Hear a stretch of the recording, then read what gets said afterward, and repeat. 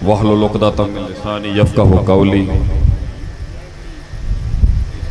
तमाम किस्म की तारीफ़, तस्बीह, तमजीद, तकबीर, ताज़ीम अल्लाह तबारक व तआला की ज़ात के लिए है। वो अल्लाह अल्लज़ी हुवा ख़ालिक़ुना व राज़िक़ुना मालिकुना व हाकिमुना वलीयुना नसीरुना मक़सूदुना मतलूबुना महमूदुना व मदऊना। दुरूद व सलाम प्यारे पैगम्बर मोहम्मद इब्न अब्दुल्लाह अल अरबी अल कुरैशी अल हाशमी की ज़ात पर। वो नबी अल्लज़ी हुवा अहसनुल ख़ल्क़ी व अजमलुल ख़ल्क़ी व अकमलुल ख़ल्क़ी व अकरमुल ख़ल्क़ी व आज़मुल ख़ल्क़ी व अशरफुल ख़ल्क़ी व अनवरुल ख़ल्क़ी व अरफ़ाउल ख़ल्क़ी सल्लल्लाहु अलैहि वसल्लम की ज़ात गिरामी पर अल्लाह ताला से दुआ है, अल्लाह ताला तमाम मुहद्दिसीन, मुअल्लिमीन, मुफस्सिरीन, फ़ुक़हा, मुबल्लिगीन, उसूलियीन, मुबल्लिगीन, जो भी दावत के मैदान में जिंदा हैं या गुजर गए, उन्हें अपने हिफ्ज़ व अमान में रखे, ऊंचा मकाम अता फरमाए। अस्सलामु अलैकुम व रहमतुल्लाहि व बरकातुहू। और मैं थकिया ना भाएं इन्ना सफ़र करके, थानू की होया है? अस्सलामु अलैकुम व रहमतुल्लाहि व बरकातुहू।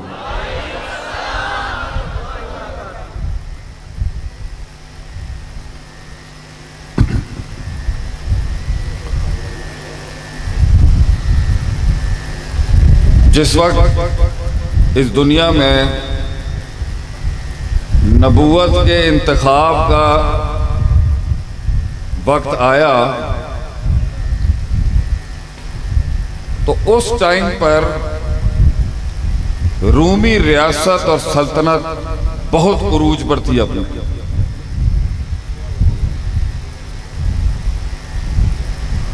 मशरिक में फारस, द पर्शियन एम्पायर,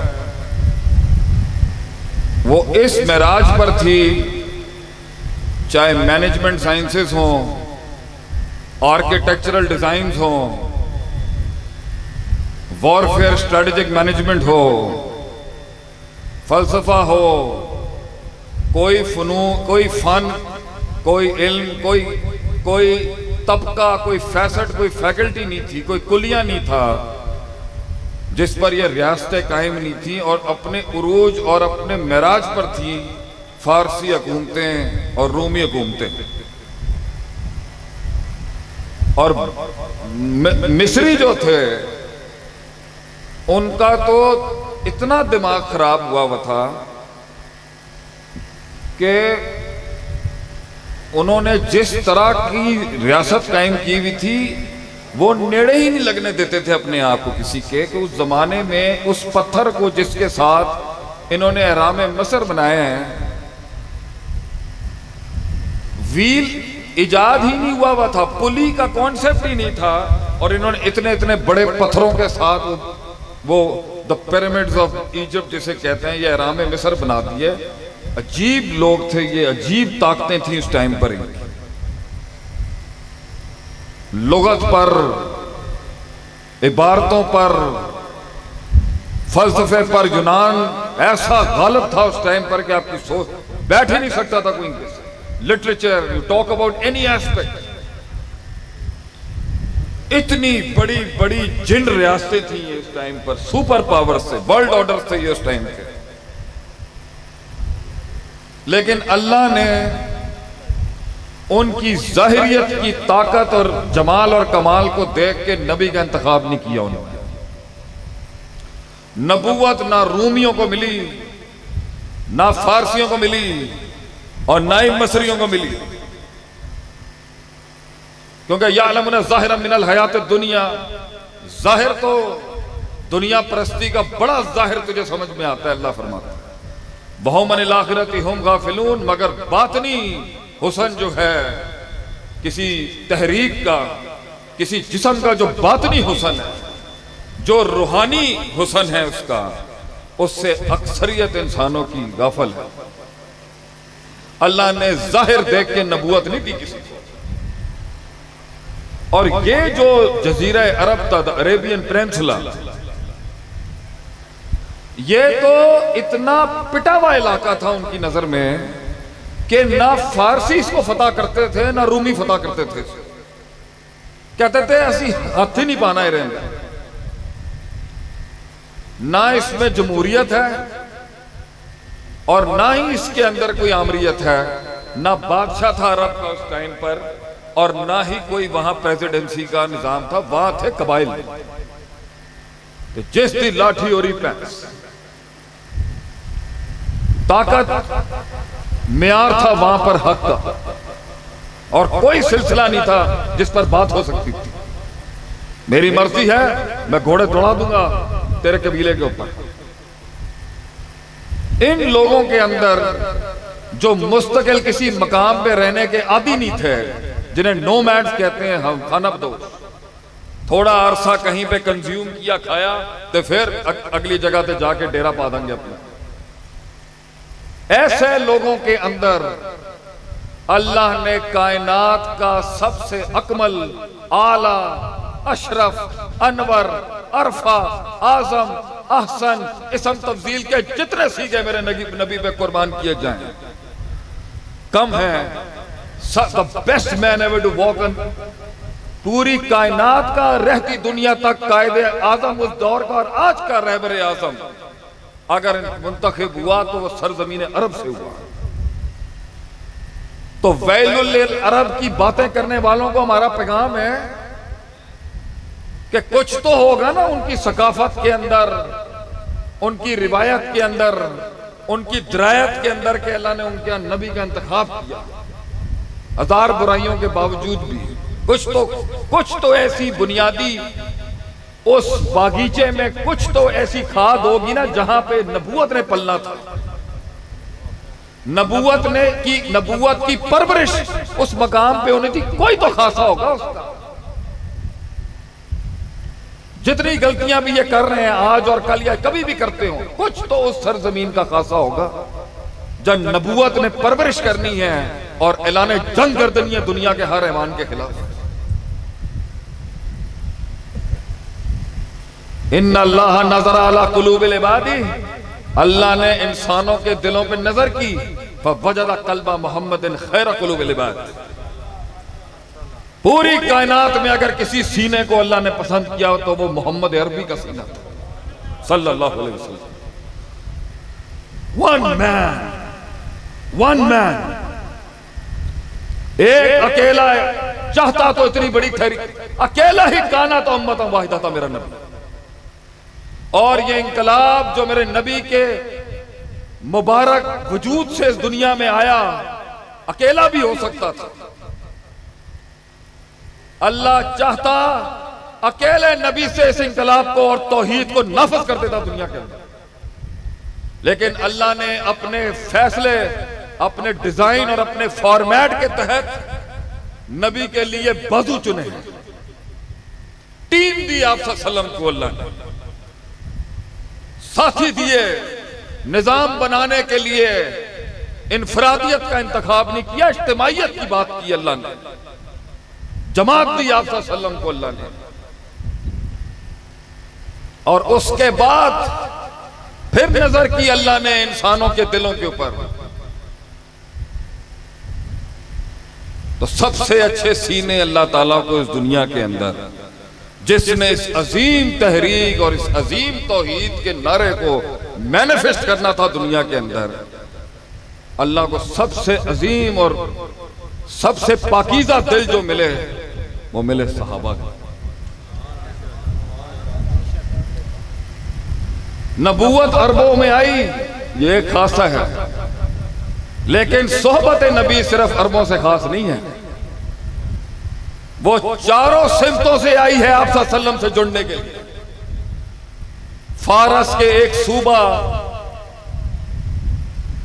फारस के एक सूबे का नाम था, उस सूबे का नाम था जी, युकालु लहू जी। अस्फहान के एक इलाके के, अस्फहान के सूबे में एक इलाका था जी, वहां से सलमान फारसी अपनी सरदारी की गद्दी छोड़ के आए, और दीनी गद्दी भी थी और सियासी गद्दी भी थी उनके पास। उनके वालिद साहब रूहानी पेशवा भी थे उस कौम के, मेगनिज्म और ज़ोरास्ट्रियनिज्म के मजहब के मजूसी जो थे उस दौर के, और आप सियासी गद्दी के भी मालिक थे वहां पर। सोएब रूमी रूम से सफर करके आए हैं नबी की जमात को ज्वाइन करने। बिलाल रज़ी अल्लाह अन्हु हबशा से ताल्लुक रख के अल्लाह ने नबी की सोहबत के लिए जो बंदे चुने हैं खुद चुने हैं। इस इंतखाब के ऊपर किसी इंसान का हक नहीं है कलाम करने का। यह आसमानी इंतखाब है और वह भी फैसला है, कसबी फैसला नहीं है। ना नबूवत मेहनत से मिल सकती है, ना इबादत से मिल सकती है, ना रियाजत से मिल सकती है, और ना सियासत से नबूवत मिल सकती है।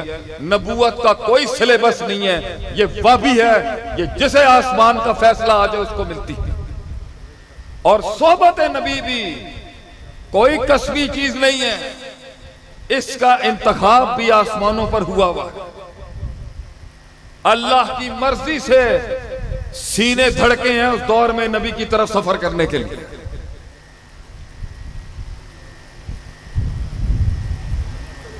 और मिलके आप सल्लम के इन बाजुओं ने मिलके, मुट्ठी भर लोग थे, मुट्ठी भर कलील,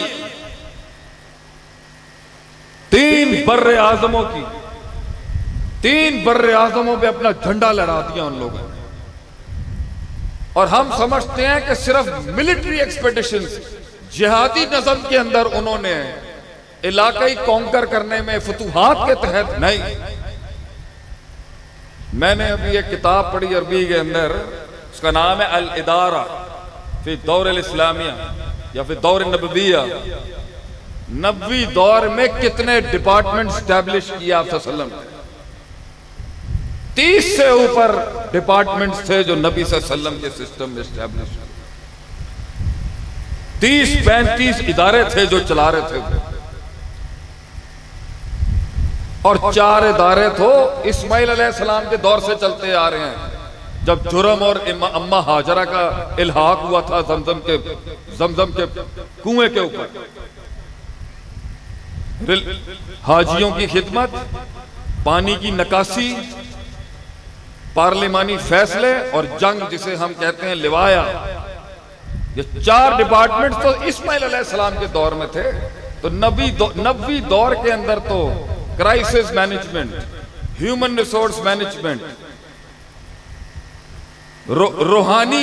रूहानी तस्किया, स्पिरिचुअलिटी, आप नाम बोले उस कुलिये का। अल्लाह के नबी ने वहां पे एक सहाबी को ट्रेन करके अलॉट करके इल्म सिखाया, एक नज़म स्टैब्लिश किया आप सल्लम। इस पैगाम की जो आसमान से आया है, इसकी तशरीह और तफसीर करने के लिए एक अलहदा बेंच तश्कील दी आपने। जजेस की और काजियों की अलहदा बेंच तश्कील की आपने। विमेन राइट्स कमीशंस बनाए आपने उस दौर के अंदर। स्ट्रेटेजिक मैनेजमेंट की टीम तश्कील दी आपने। वॉर मैनेजमेंट में खालिद बिन वलीद को खड़ा किया आपने। इक्तिसादियात के अंदर आप सल्लम ने वहां पे कदावर हस्तियां खड़ी की और साहबा ने इल्म सीखा आप सल्लम। खैर और शर के बीच में फैसला तो आसान काम है। इमाम इब्न तैमिया रहमतुल्लाह फरमाते हैं, लैसल आकिल अल्लज़ी यअलमुल खैरा मिनश शर। शर और खैर का मुआजना करना कोई अकल की बड़ी मिराज नहीं है। वलाकिन्नल आकिल अल्लज़ी यअलमुल खैरा मिनल खैरैन व शर्र मिनश शर्रैन। जो 2 खैरों में से बड़ी खैर उठा सकता है और जो 2 शर में से छोटे शर को समझ सकता है और बड़े शर को, यह बड़ा आकिल है। मुआज़ने सिखाने की बेंच सिखाई आपने। बच्चों की तरबियत के डिपार्टमेंट्स बनाए हैं, उस पे सहाबी अलॉट किए आपने। अगर जंग तीर से है तो तीर अंदाज खड़े किए, और अगर जंग अशार से है तो शायर खड़े किए आप सल्लम ने मुकाबले के। हसन बिन साबित लीड कर रहे हैं वहां पर लिटरेचर और बलागत की टीम को। कुरान को हिफज करने के लिए अलहदा बेंच तश्कील दिया आपने। ज़ैद रज़ी अल्लाह अन्हु के थ्रू। उस दौर में जो मसले थे, उस दौर के बाद आलमगीरी फतवे देने के लिए एक अलहदा इज्तिहादी बेंच आपने तश्कील दिया कि फतवा इनका डिपार्टमेंट है, इसमें आम आदमी नहीं बात कर सकता। कितनी काउंसिल्स बनाई हैं आपने, सियासी उमूर के ऊपर आपने अलहदा बेंच तश्कील दी है। वही बेंच 9 रुकनी औस और खज़र, 5 अंसार और 4 मुहाजिरीन की बेंच के साथ हजरत उमर ने अपने दौर में बेंच तश्कील दी है। एक बहुत बड़ा मसला आ गया एक दौर के अंदर। एलामुल मौक़ईन में इब्न क़य्यिम रहमतुल्लाह ने फरमाया है कि यह कुरान की आयत है कि अगर जब भी मुसलमान किसी इलाके पे कब्जा करेगा तो 1/5 हिस्सा काट के बाकी सारा ट्रेजरी और बैतुल माल को दे दिया जाएगा। 1/5 हिस्सा जो है वो नबी और वो अल्लाह और उसके रसूल का है। 4 हिस्से 5 में से वो ट्रेजरी ऑफ द स्टेट बैतुल माल को दे दिए जाएंगे। ये कुरानी हुक्म है और सरी नस है इसके ऊपर। तो सासान जब फतह किया साद बिन नबी वकास ने, तो उस टाइम पे हजरत उमर ने फैसला सुनाया, मेरी सल्तनत बहुत बढ़ गई है और हर चेक पोस्ट के बीच के अंदर मेरा खर्चा बहुत ज्यादा हो रहा है रियासत की बॉर्डर को संभालने के लिए। तो मुझे सासानियों का जो भी माल, वॉर बूटी, जो भी गनाइम वहां पे इकट्ठे हुए मुझे चाहिए। तो इख्तलाफ हो गया वहां पर, बड़े बड़े फुक़हा साहबा ने इख्तलाफ किया, बड़ी इल्मी बेंच ने इख्तलाफ किया कि सरी नस के मुखालफत कैसे हो सकती है, यहां पर कैसे उदूल करेंगे आप इससे। बेंच बैठा, हजरत उमर को बुलाया गया और कहा दलील पेश करें आप अपनी इसके ऊपर, क्या उसूल है आपके पास कि आप सरी जुज़वी मसले में किस कायदे से नस से उदूल कर, किस कायदे से आप पैसे मांग सकते। पेश किया हज़रत उमर ने दलील कि ला तकूनु दौलतुम बैना अगनियाइकुम, मेरे पास एक कुल्ली कायदा शरीयत का, दौलत एक ही हिस्से के अंदर, एक ही हिस्से में बंद ना हो जाए। शरीयत के कुल्ली मिजाज ही नहीं है कि दौलत एक हिस्से में फंस जाए। इसकी फरावानी शरीयत का असल उसूल है, मैं इसके तहत मांग रहा हूं। बहरहाल उस बेंच ने फैसला सुनाया। ऐसे हजारों फैसले साहबा ने किए हैं हमारे जैसे निकम्मों के लिए कि हम सीख सकें उनसे। खैर क्या होती है वो उन्होंने बताई है और शर क्या होता है वो उन्होंने बताया। जिंदगियां खपा दी उन्होंने, सिर्फ एक आयत के पीछे 6-6 महीने का सफर किया है, 6-6 महीने का। मैंने अमेरिका से आने के बाद इन मदरसों की खाक छांटी है और अल्हम्दुलिल्लाह फख्र के साथ मौलाना अतीकुल्लाह सल्फी की मार खाई है, हफीज़हुल्लाह ताला। मैं समझ सकता हूं, प्लेट में नहीं मिला हमारे खानदान के अंदर, कोई ऐसा नहीं है जिसने खानदान में कोई इल्मी विरसा हो हमारे पास। मैं समझ सकता हूं कदर ये किस तरह मिलता है और कितनी मार खानी पड़ती है और कितनी जंगें लड़नी पड़ती हैं माशरे में अपना कद मनवाने के लिए। तो 6-6 महीने सफर किए हैं उन लोगों ने एक हदीस इकट्ठी करने के लिए, 6-6 महीने का। वो सलमान फारसी का किस्सा मुस्नद अहमद में मेरा कलेजा फाड़ गया। ये जवाब कि वो जब पहली बार सफर करके गए, घर छोड़ा, सरदारी छोड़ी, दौलत छोड़ी, जुबान छोड़ी, खाने छोड़े, लिबास छोड़ा, माशरत छोड़ दी। हम यहां से अपना बिस्तर नहीं छोड़ सकते और उस जवान ने वहां पर अपनी जिंदगी दांव पे लगा दी। फारस की बड़े से बड़े खानदान का रिश्ता सलमान फारसी को मिल सकता था रज़ियल्लाहु ताला, बड़े से बड़ा चौधरियों का रिश्ता उनको मिल सकता था। बाप इतना बड़ा जमींदार था, आपकी सोच होती, क्या जरूरत थी उसको घर छोड़ने की? क्यों? क्योंकि एक जगह से तौहीद की आवाज आ गई वहां पर। उसने एक अजान सुन ली एक मजहब की कहीं की जिसमें अल्लाह का जिक्र था। यहां तो 5 बार मिंबर पे बोलता है हमारा गरीब, हाय अल सलाह हाय अल फलाह, ते ऐसे नहीं दिल तड़क दे किसी दे। सलमान फारसी ने सिर्फ एक आवाज सुनी उस कनीसे के अंदर और जम गया वो आदमी कि मैं नहीं कर सकता। गद्दी मौजूद है, सरदारी मौजूद है, चौधराहट मौजूद है, मिनिस्ट्री मौजूद है, खाने खापे मौजूद है, किस चीज की कमी है उस शख्स को, लेकिन वो चल पड़ा। पहले के पास गया जुरुसलम, वहां मारे खाई, वो 2 नंबर निकला है अंदर से, वो 2 नंबर मजहबी पेशवाई 2 नंबर निकला। ज़कातें खाता था वहां पे लोगों की, हड़पता था ज़कातें अल्लाह के नाम पर, फिर भी नहीं भागे, डट के अपने नफ्स का मुकाबला किया और इल्म की खिदमत की, उस्तादों का लोटा उठाया। ओ फौत होने लग गया, पूछा हुण मैं किथे जावां, मैं तो इन्ना सफर काट के आया इल्म सिखण वास्ते।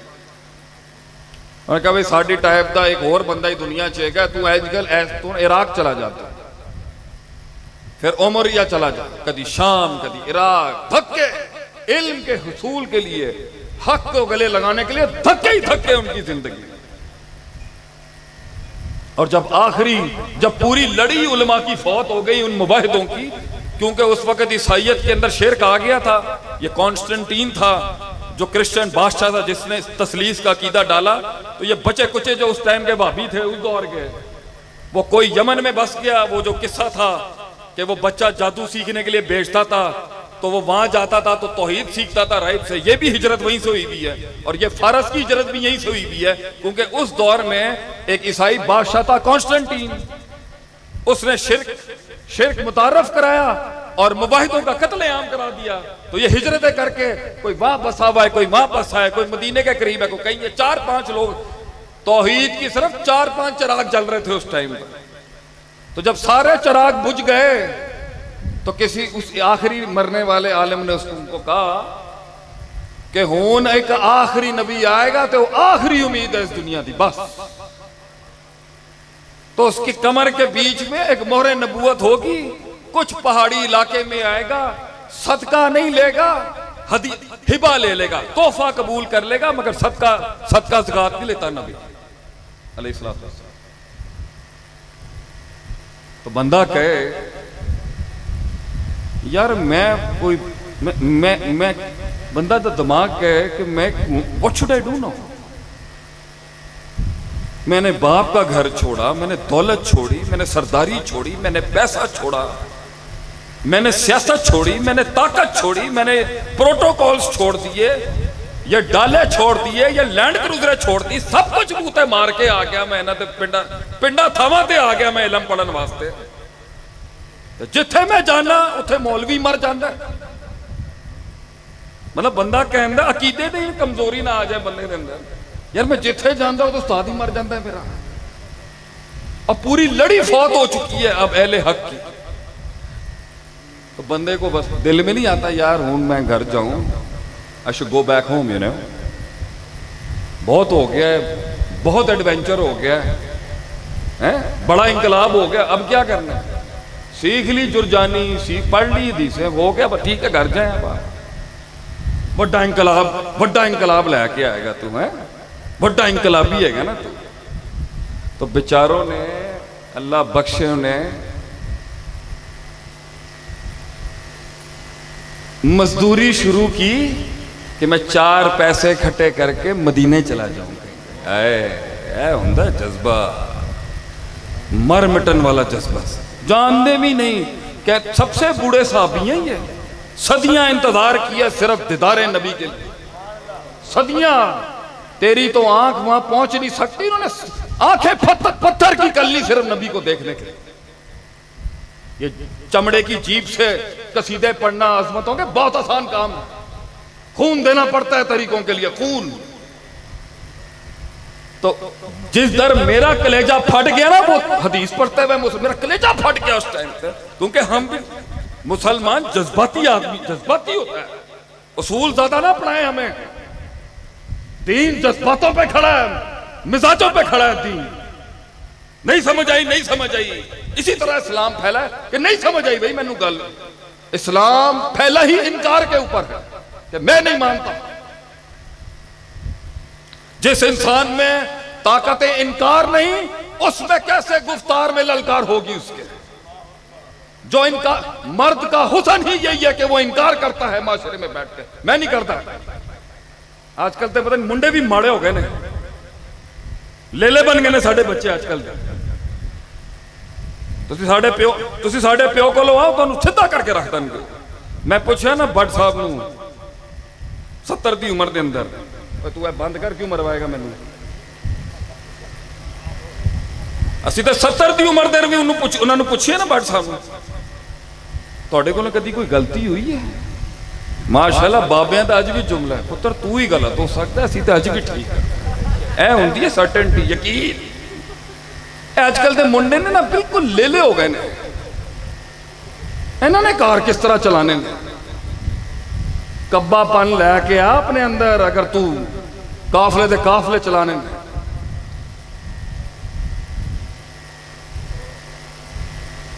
तो बंदे नू शक आए कि मैं कहां फंस गया हूं, कितने फंस गया यार।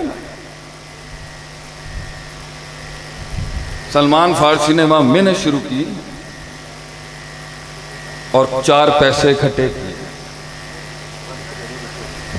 और नहीं है तो हलाल पसीना है इनू आज जिस पसीने नू मेरी मां का शाहपुर है इत्थे तो पसीना बहान दो इत्थे।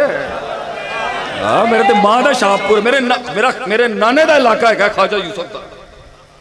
इत्थे तो छड़ तू इत्थे तो पसीना कटन दो अपना इत्थे तो हलाल करन दो अपने दीन नू।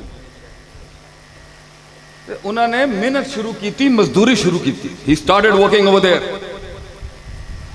और 4 पैसे इकट्ठे करके मदीने से एक कबीला और काफिला आया इनका ये बनु कुरैज़ा के खबीस थे यहूदी।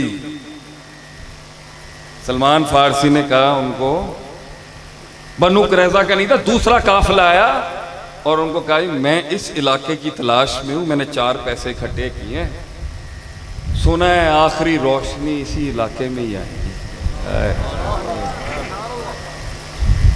वो जिंदगी क्या जिसमें इंतजार ना हो। यह भी कोई जिंदगी है जिसमें इंतजार ना हो। जल्दी चाहिए आजकल के लोगों को जल्दी। वो इश्क की क्या जिसे महबूब मिल जाए इस दुनिया में। तलाश देख उनकी तलाश और ये कलाम करते हैं उनके ऊपर तलाश देख तो उनकी। उन्होंने सलमान फारसी को अकेला कल्ला देखा कि कल्ला बंदा है क्या। उन्होंने बनु कुरैज़ा के हाथों ने गुलाम बनाकर बेच डाला। बेटा चौधरी ही जान सकते ने चौधरियां का गम की होता है।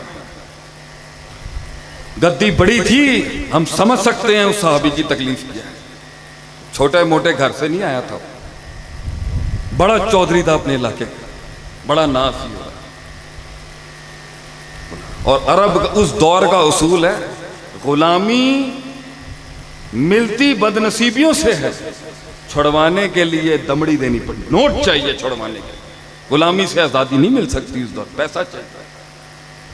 सदियां गुजर गई सलमान फारसी बनु कुरैज़ा के उस सरदार के घर पे गुलामी की नौकरी के अंदर पत्थर के हो गए बेचारे आंखें पत्थर की हो गई।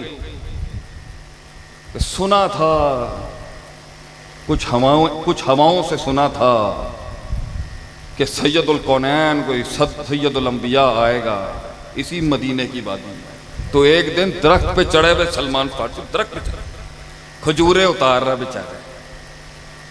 उम्र गुजर गई है मगर महबूब नहीं मिला बेटा। सिर्फ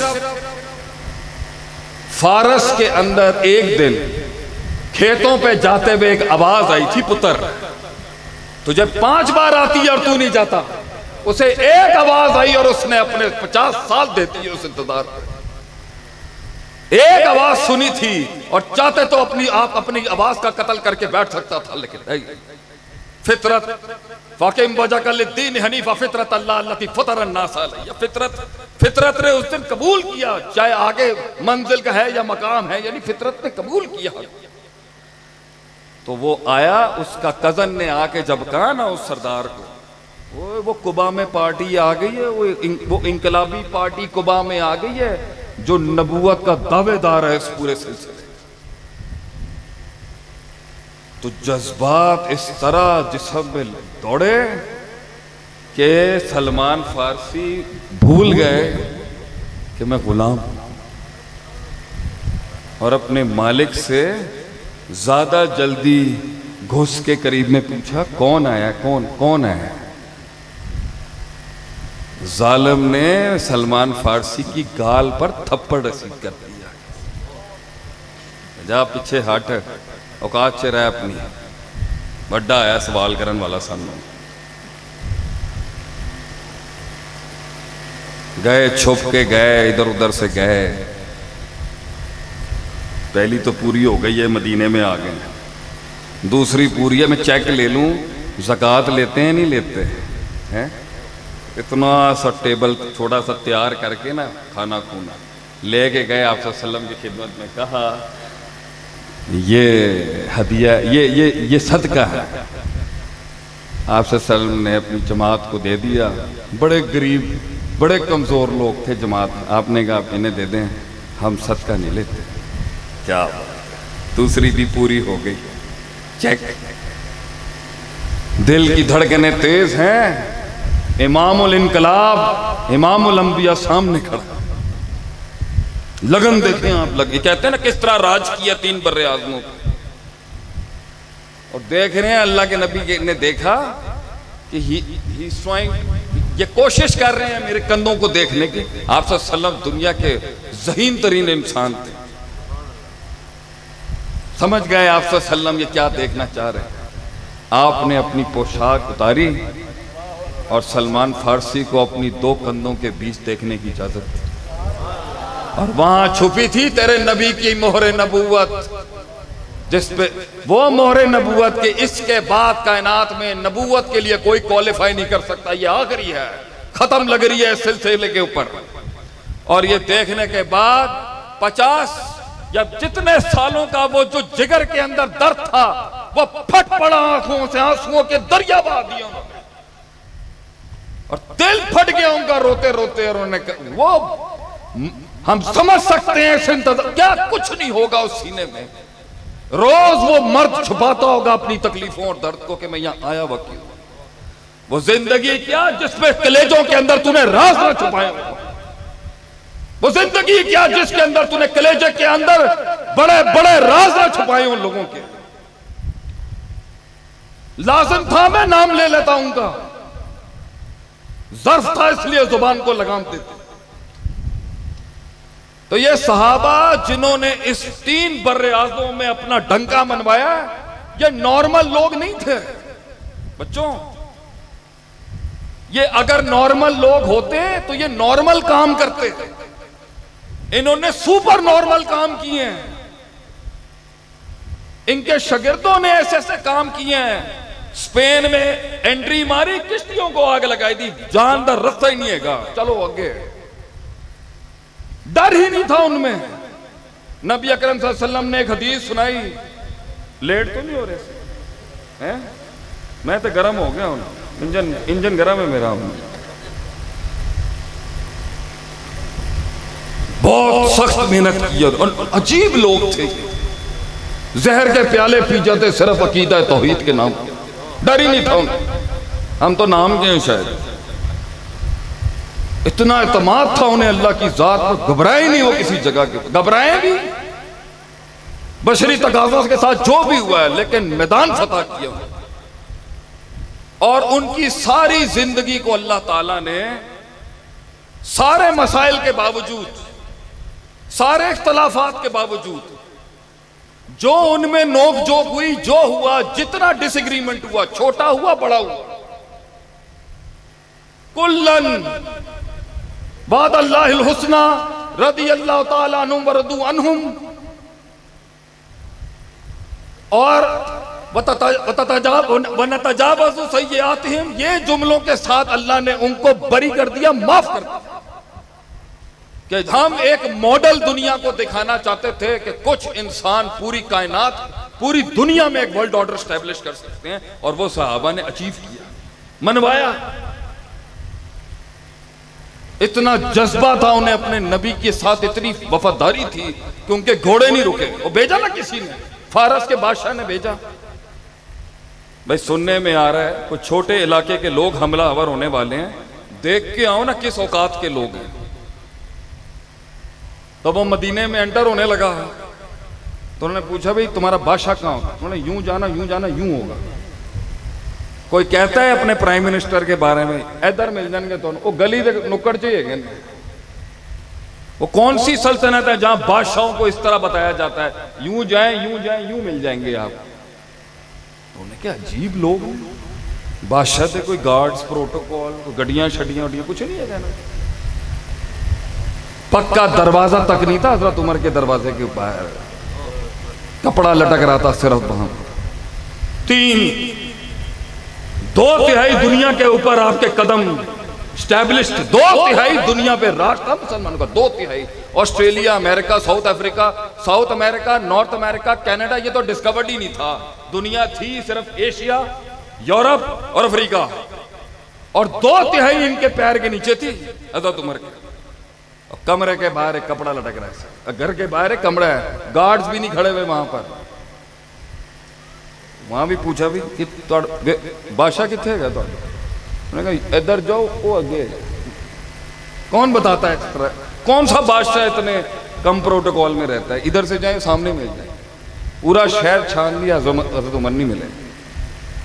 शहर के बाहर एक छोटी सी किसी छां के साथ बैठ के तलवार रखी हुई गहरी नींद सो रहा हज़रत उमर बिन खत्ताब रज़ी, गहरी नींद सो। उसने जो चेहरे पे सुकून देखा ना, इस आदमी ने 3 बर्रे आज़मों के ऊपर इस टाइम पर जंग की, जंग का ऐलान किया। वैसे दुनिया के हर खित्ते में इसके फौजी जंग लड़ रहे हैं, और ये सो रहा है बैठ के।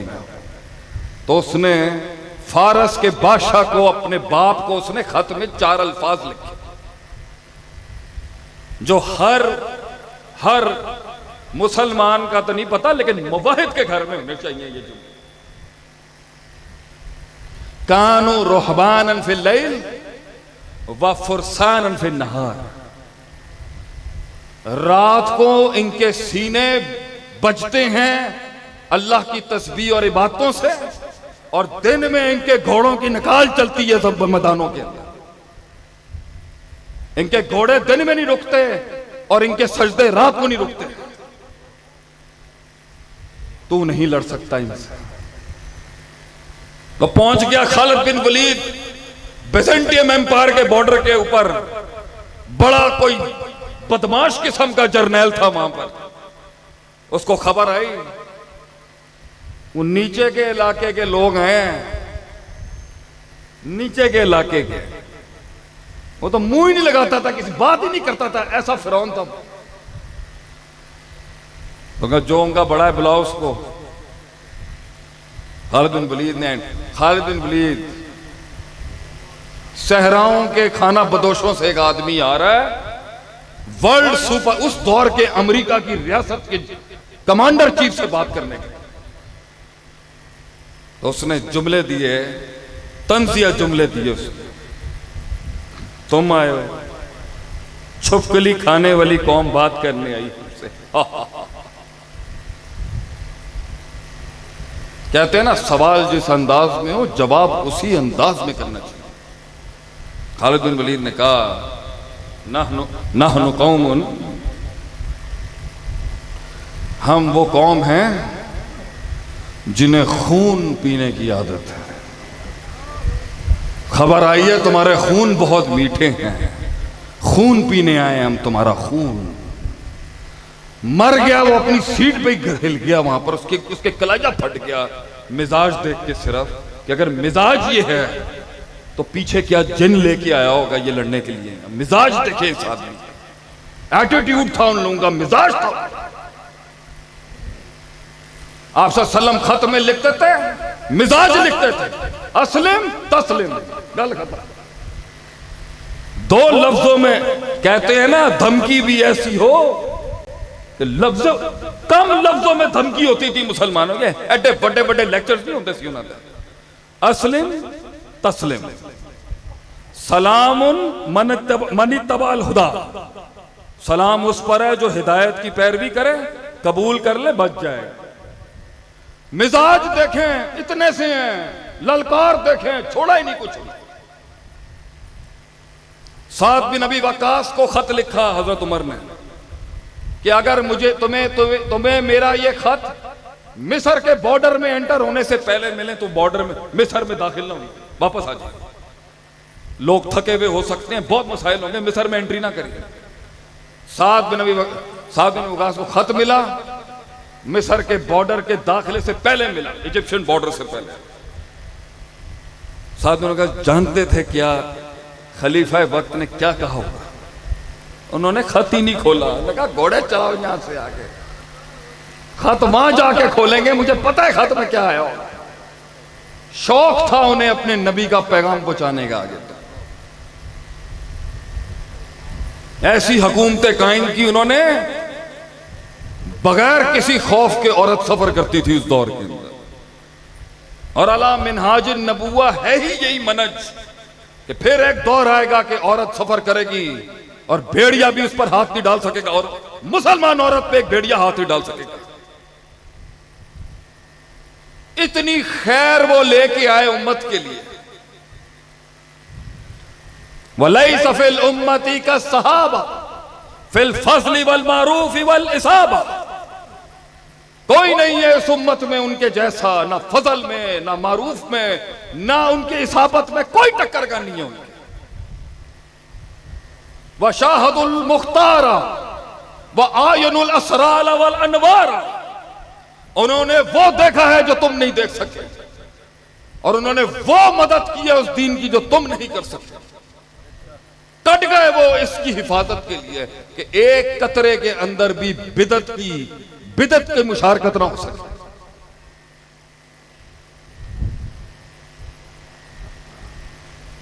अब उनके अंदर मसाइल भी हैं, हम इस चीज से थोड़ी मुनकिर हैं कि मसाइल नहीं है,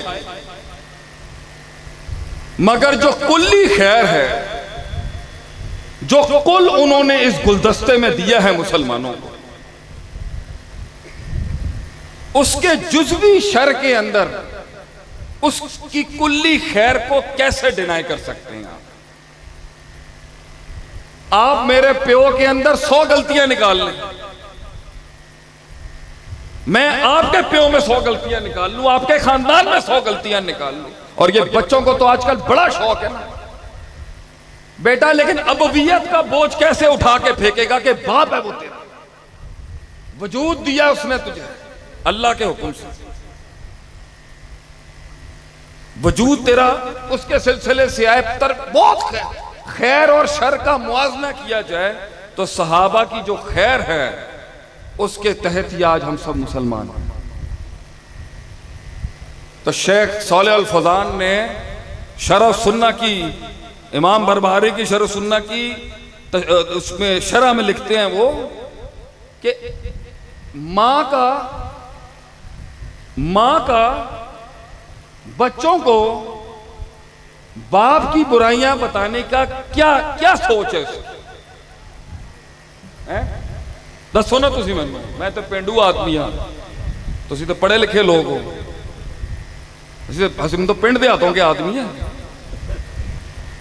मां का अपने खसम के मसले को बच्चे को बताने की क्या तुक बनती की वजह है कि मेरी बुढ़ी तू मेरे नाल 100 मसले होंगे, and I might be having 1000 problems with her, मेरे पुत्र को मेरे मसले बताने की क्या क्या तुक है? आप बाप की इज्जत कम करनी है, बाप का रुतबा गिराना है तूने बच्चों के आगे।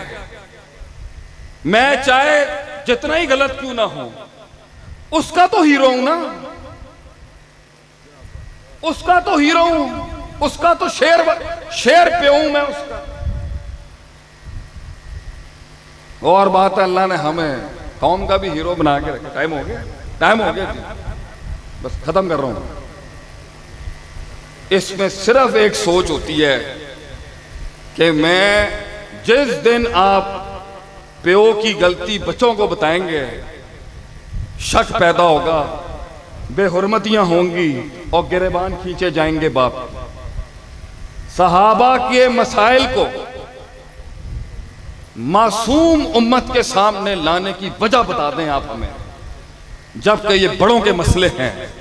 इस इज्जत को अगर बुजुर्गों ने 1400 साल से एक बंद डब्बे में खास जगह पे रखा हुआ है, तो खास जगह से निकाल के बच्चों को बता के क्या मिल जाएगा? बाप और मां की लड़ाई के अंदर दोनों को गलत साबित करके या सही साबित करके क्या मिल जाएगा? रिश्ता टूट सकता है क्या? बच्चे का ना मां से रिश्ता टूट सकता है ना प्यो से रिश्ता टूट सकता है। तो सहाबा से रिश्ता आप चाह के भी नहीं तोड़ सकते अपना, क्योंकि सनद ही नबी तक सहाबा से जाती है। इसलिए मैं इसी बात पर इख्तिताम करता हूं कि अल्लाह ने उनको अलकाबात दी हैं कि वो अल्लाह उनसे राजी है, उनके खिलाफ बोलने के अंदर कोई खैर नहीं है। कई सुनी बात में जो गलतियां थी वो सारी मेरी है। अल्लाह ताला सहाबा को दुनिया आखिरत में ऊंचा मकाम अता फरमाए।